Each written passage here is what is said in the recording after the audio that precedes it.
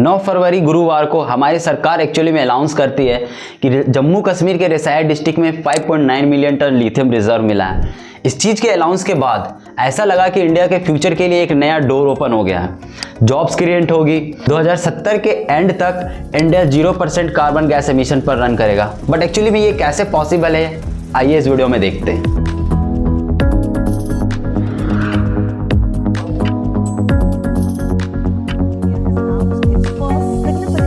Of reserves of lithium, a rare mineral crucial for manufacturing of electric vehicles.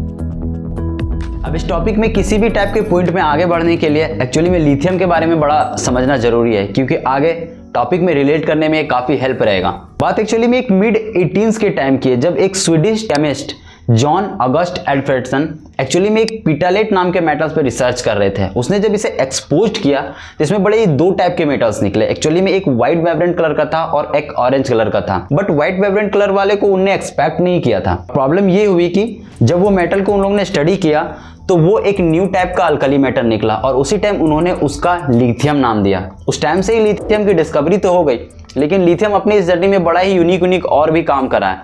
इन्होंने mania और depression जैसे disease के इलाज के लिए यूज किया। और अजीब बात तो ये भी रही कि एक्चुअली एक लंबे समय के बाद FDA जो फूड एंड ड्रग एडमिनिस्ट्रेटर है, इन्होंने लिथियम को फाइनली पब्लिकली ट्रीटमेंट के यूज के लिए अप्रूव भी कर दिया।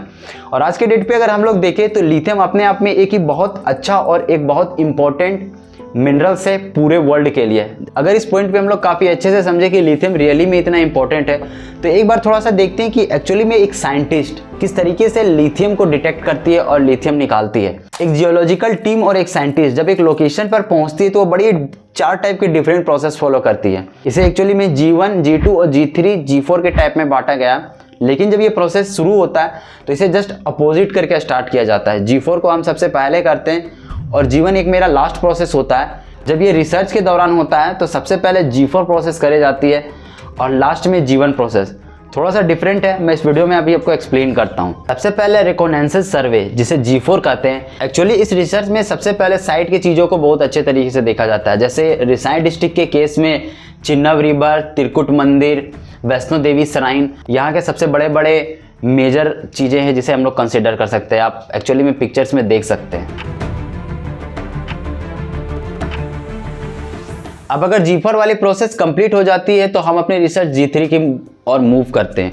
G3 एक्चुअली में प्रिलिमिनरी एक्सप्लोरेशन होती है। अगर मैं प्रोनाउंस सही कर रहा हूँ तो प्रिलिमिनरी इसका एक्चुअली नाम है। इस रिसर्च में जो माउंटेन और रिवर्स हम लोगों ने फाइंड करे थे उसका डीपली टेस्ट किया जाता है। रॉक्स के मामले में देखा जाता है कि इसके कितने लेयर्स अवेलेबल हैं। जलान हिमालयाज माउंटेन में जो रॉक्स हैं उसके लेयर्स का टेस्ट किया गया था। रियल टेस्ट एक्चुअली में G3 से ही शुरू होती है और ये अगर कंफर्म ये भी हो जाए तो हम अपनी प्रोसेस G2 की ओर मूव करते हैं। इसे हम एक जनरल एक्सप्लोरेशन करते हैं। एक्चुअली में इस एक्सप्लोरेशन में जियोलॉजिकल टीम एक मैप क्रिएट करती है जिसमें ये कंफर्म कर लिया जाता है कि हमें वर्क कहाँ तक करना है। और अगर ये चीज़ कंफर्म हो जाती है तो हमारा लास्ट एक्सप्लोरेशन रहता है G1 जिसे हम डिटेल्ड एक्सप्लोरेशन कहते हैं। इसमें बस ड्रिल करके वहाँ के मिनरल्स को निकाल लिया जाता है लैब टेस्टिंग के लिए, जिससे ये पता लगाया जा सके कि इसमें कौन कौन से मिनरल और भी अवेलेबल है लिथियम को छोड़ के और उनका कंसंट्रेशन क्या है और ये कितना बेनिफिशियल है। रिसाई डिस्ट्रिक्ट के केस में 9 फरवरी को CGPB central geological programming board ने 62 बैठक में 15 अदर रिसोर्सेज के साथ अपनी G3 रिपोर्ट को सबमिट कर दिया था।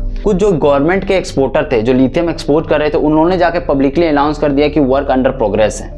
अब अगर हम पॉइंट में आगे बढ़े तो आपको याद होगा कि एक्चुअली में मिनरल्स निकालने के लिए हमने एक ड्रिलिंग की प्रोसेस कंप्लीट करी थी लैब टेस्टिंग के लिए। अब यहाँ पे वर्क आधा ही डन हुआ था। यहाँ पे इस चीज़ को एक्चुअली में रॉ मटेरियल को एक्सट्रैक्ट करने के लिए बड़े ही 2 मेजर प्रॉब्लम्स एक माइनिंग कंपनी सॉल्व करती है, एक ओपन पिट माइनिंग और एक टनल माइनिंग। ओपन पिट माइनिंग में एक्चुअली में आप यह स्क्रीन पे देख सकते हो ये इमेज, यहाँ पे ऊपर से डायरेक्ट चीज़ों को कट आउट करके निकाल लिया जाता है। ये बड़ा ही सिंपल होता है और ये कंपनी ज़्यादा नॉर्मली इसी चीज़ को प्रेफर करती है। आपने अगर जोशीमठ के बारे में सुना होगा जो कुछ दिन पहले हुआ था, उसका एक बड़ा रीज़न था लैंड सब्सिडी का। लेकिन यहाँ पे ओपन पिट माइनिंग बड़ा ही प्रेफर करते हैं और ओपन पिट माइनिंग करी जाती है। यहाँ पे माइनिंग से ही बड़े बड़े प्रॉब्लम्स देखने को मिलने लगते हैं। सबसे पहले तो अगर माइनिंग शुरू हो जाती है तो यहाँ पे drilling, blasting, air pollution and sound pollution बड़े ही नॉर्मली देखने को मिलेंगे। ये प्रोसेस बड़ी वाटर एक्सटेंसिव होती है, तो ये भी हो सकता है कि आसपास के लोकल्स को वाटर की प्रॉब्लम हो सकती है। और साथ ही साथ एयर में हाइड्रोजन फ्लोराइड जैसे केमिकल्स रिलीज होते हैं। जिससे कि वहाँ के लोकल्स के लिए तो बड़ा ही खतरनाक हो जाएगा। साथ ही साथ जो वाटर वेस्ट निकलता है वो भी एक्चुअली में ग्लोबल वार्मिंग का खास कारण बन जाता है। अब अगर हम लोग जम्मू कश्मीर के टॉपिक पे वापस आए तो एक्चुअली में जो जम्मू कश्मीर के सेक्रेटरी है रिसाई डिस्ट्रिक्ट के, उन्होंने ये कहा वैष्णो देवी सराइन और सलाल विलेज की लिथियम जो रिजर्व मिले हैं वो एक्चुअली में 500 पेट्स मिलियन है और इसे एक्सपोर्ट करेंगे तो इंडिया का आत्मनिर्भर भारत का ड्रीम वो पूरा हो जाएगा। पर ऐसा नहीं है। जो सर्वे G3 रिपोर्ट की आई थी उसमें 200 ppm की लिथियम मिली है। इसका मतलब ये है कि साइंटिस्ट बड़ा ही कॉन्फिडेंट नहीं है इस बात को लेकर कि अगर लिथियम एक्सपोर्ट करते भी हैं तो ये बेनिफिशियल होगा भी या नहीं। मैं एक बात बताता हूँ, एक्चुअली में जो ये सर्वे है 2018 से 2019 के बीच से ही शुरू हो गई थी और इसके साथ साथ 11 ऐसे भी अलग स्टेट रहे थे जिसमें ये रिसर्च एक्चुअली में चल रहा था, जिसके साथ साथ और भी अदर सारे मिनरल्स मिले। मांड्या डिस्ट्रिक्ट के साउथर्न कर्नाटका में 14,100 टन लिथियम मिले हैं G3 सर्वे के अकॉर्डिंग, जिसे मैंने प्रिलिमिनरी एक्सप्लोरेशन कहा था। और राजस्थान, बिहार, छत्तीसगढ़, उड़ीसा जैसे स्टेट में अभी भी वर्क चल रहा है जिसमें और भी अदर टाइप के मिनरल्स मिल रहे हैं। और साथ ही साथ लिथियम मिलने से यहाँ के लोकलों के लिए जॉब की अपॉर्चुनिटी बहुत बड़ी लेवल पे बढ़ जाएगी। यहाँ के एक मिनिस्टर पाल किशोर शर्मा एक्चुअली ने गवर्नमेंट से आर्ग्यू भी करा है कि यहाँ के लोकलों को इस प्रोजेक्ट पे जॉब दी जाए जिससे कि यहाँ के एम्प्लॉयमेंट बढ़े। पॉइंट पे एक बार रुक कर अगर हम लिथियम के बारे में सोचें तो 21 सेंचुरीज का वाइल्ड गोल्ड ये ऑलरेडी हो चुका है। अब ऐसा कभी नहीं होगा कि लिथियम अब खत्म हो जाए। अब ऐसा नहीं है कि इंडिया सबसे पहला एक लिथियम प्रोड्यूसर बन गया है। एक्चुअली मार्केट में इससे पहले भी कंट्रीज जो ऑलरेडी एग्जिस्ट करती हैं जिसमें बड़ी मैक्सिमम अमाउंट में लिथियम निकल रहे हैं, जैसे चाइना, पोर्टुगल, ऑस्ट्रेलिया, चीन कंट्रीज ऑलरेडी मार्केट में बहुत बड़े प्लेयर्स हैं लिथियम एक्सपोर्टर में। चाइना यहाँ पे बड़ा मेजर रोल प्ले करता है बैटरी एक्सपोर्टिंग में। वैसे अगर थोड़ा सा डीप डाउन जाकर अगर हम लोग देखें, बोलिविया 21 मिलियन टन रिजर्व रखती है, अर्जेंटीना 17 मिलियन, चीन 9 million, United State 6.8 million ton lithium रखी हुई है। लेकिन यहाँ पे इंडिया 5.8 मिलियन टन लाके चाइना से ऊपर हो गया और एक्चुअली चाइना में मात्र 4.5 मिलियन टन ही लिथियम रिजर्व है। अब थोड़ा सा सोचने वाली बात ये भी रहेगी कि चाइना के जो प्रोडक्ट जो इंडियन मार्केट में एक्चुअली में रन कर रहे हैं, लिथियम से बैटरी मैन्युफैक्चरिंग शुरू हो जाती है तो यहाँ के चाइनीज प्रोडक्ट में भी थोड़ा सा इफेक्ट देखने को मिल सकता है। इवन इंडिया चाइनास को इसके बारे में सोचना पड़ेगा। अगर हम लोग इंडियन लिथियम रिजर्व के टॉपिक पे वापस आए तो इंडिया की जो इतनी हाईएस्ट ग्रोइंग पॉपुलेशन है वो काफी आसान तरीके से ईवी पर शिफ्ट कर पाएगी अगर इंडिया वो लिथियम रिजर्व से बैटरी मैन्युफैक्चरिंग करता है। ऑस्ट्रेलिया का एक्चुअली 83%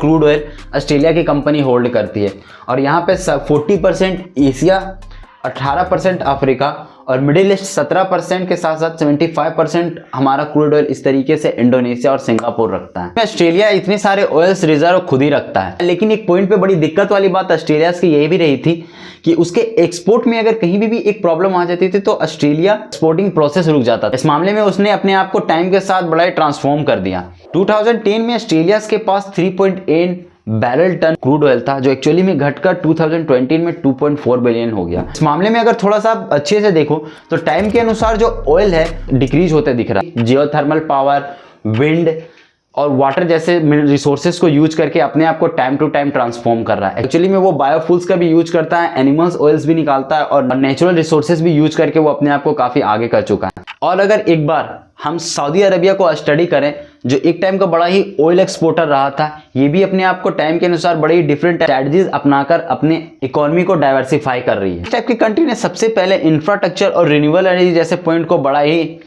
इंपॉर्टेंट समझा। इंफ्रास्ट्रक्चर के मामले में इन्होंने बहुत सारे टूरिज्म अट्रैक्शन प्लेस बना दिए हैं जो ऑलमोस्ट 2030 के एंड डेट तक ये बताती हैं कि millions of the visitor years में विजिट करने को आएंगे। और अगर पॉइंट में थोड़ा सा और भी देखो तो आप यहाँ पे एजुकेशन और हाई डिमांड वर्कर और दूसरी किसी एरिया में गवर्नमेंट डेवलप करने को तैयार है, जैसे वर्कर्स जो हैं एक हाईटेक कंपनीज में काम करने के लिए एलिजिबल हो सके और वहाँ का एजुकेशन सिस्टम इनके अनुसार एक्सपेंड करना शुरू कर दिया है, क्योंकि फॉरेस्ट इन्वेस्टमेंट के लिए ये एक बहुत अच्छा ऑप्शन हो सकता है। अगर हम लोग इंडिया के लिथियम रिजर्व के पॉइंट पे अगर बात करें, लिथियम निकल जाता और बहुत सारे वर्कर लिथियम की ओर शिफ्ट कर जाते तो बड़ा ही मेजर क्राइसिस देखने को मिलेगा। फॉर एन एग्जाम्पल हम लोग कोल कॉर्पोरेशन को पकड़ लेते हैं जो एक्चुअली में स्टैटिस्टिक्स के डेटास के अकॉर्डिंग 248,000 जॉब्स प्रोवाइड कर रही है। एनी हाउ अगर कोल कॉर्पोरेशन एंड हो जाती है तो इतने सारे वर्कर एग्जैक्टली में जॉबलेस हो जाएंगे और एक टाइम के बाद कुछ समय के लिए सरकार को बड़ा ही मेजर प्रॉब्लम हो सकता है इन सब पॉइंट के लिए। लेकिन ऐसा हो ये बड़ा ही डिफिकल्ट लगता है क्योंकि हम लोगों ने ऑलरेडी 2 ऐसे कंट्रीज को बड़ी भयंकर प्रॉब्लम्स में देखा है, जैसे बोलिविया जैसा देश भी इस प्रॉब्लम में बड़ी भयंकर फंसी थी और इंडिया आज के डेट पे इस चीज़ को बहुत अच्छे से जानता है। और आज के डेट पे लिथियम निकलने से इंडिया को काफी अच्छे तरीके से पता है कि ये किस टाइप का प्रॉब्लम हो सकता है। पॉइंट पे हम थोड़ा सा और आगे बढ़ते हैं। 21 सेंचुरीज में इंडिया काफी भयंकर तरीके से ईवी को पुश कर रहा है और लिथियम को सबसे ज्यादा कार मैन्युफैक्चरिंग में यूज किया जा रहा है। एक्चुअली में गवर्नमेंट से ये भी करे कि ये लिथियम जो एक्चुअली में निकलने वाला है इसे हम एक्सपोर्ट ना करें, इससे हम लिथियम बैटरी मैन्युफैक्चरिंग करना शुरू करें, जिससे कि इंडियन मार्केट में ईवी चीप हो और वहाँ की फैमिली अपने डेली लाइफ के लिए ईवी अफोर्ड कर सके। हम लोग इस चीज़ को काफ़ी अच्छे तरीके से देखेंगे। अगर हम लोग इलेक्ट्रिक व्हीकल की बात करें तो आपको पता होगा एटलीस्ट 1822 से 1835 के बीच में ऑलरेडी यूएस और नीदरलैंड ने इस इलेक्ट्रिक व्हीकल्स के बारे में सोचा था। रॉबर्ट एडिसन ने अराउंड 1832 में सबसे पहले इलेक्ट्रिक व्हीकल बनाया भी था। बड़ी अजीब बात ये चीज़ रही थी कि सबसे पहले ये इलेक्ट्रिक व्हीकल वुमेन्स को लेकर काफ़ी ज़्यादा पॉपुलर हुए थे। हाँ, जब थॉमस एडिसन ने इलेक्ट्रिक व्हीकल्स को बैटरी बनाने के लिए यूज करना शुरू किया तो वहाँ से इसकी ग्रोथ बड़ी ताबड़तोड़ होने लगी। 1970 में नासा ने भी सबसे पहले मेड इलेक्ट्रिक व्हीकल बनाए थे जिसे मून में चलाया गया था। अब मैंने आपको बताया था कि चाइना ऑलरेडी सबसे बड़ा मार्केट एक्सपोर्टर है आज के डेट पे। बैटरी सेल के मामले में हम चाइना को कैसे भूल सकते हैं, ये भी इस मामले में पीछे नहीं है। आज के डेट पे चाइना सबसे ज़्यादा सेल मैन्युफैक्चरिंग करता है। 80% सेल मैन्युफैक्चरिंग चाइना अकेले कर रहा है। यहाँ पे डेटा के अकॉर्डिंग देखें तो 80% लिथियम प्रोडक्शन चाइना अकेले कर रही है और 2015 का डेटा तो ये भी बताती है कि जापान और साउथ कोरिया को अकेले 2015 में चाइना ने बीट कर दिया था। आज के डेट पे चाइना के अंदर में दो बड़ी कंपनी है, BYD और CATL। ये दो बड़े कंपनीज ग्लोबली 40% लिथियम बनाने का काम करती है चाइना में अकेले।